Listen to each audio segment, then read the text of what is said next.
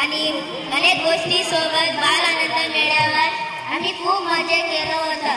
परंतु आम्ही या शाळा सोडून गेल्यावर ते मजा येत नाही आहे. मला असं वाटत आहे की पुन्हा एकदा या शाळेत यावे.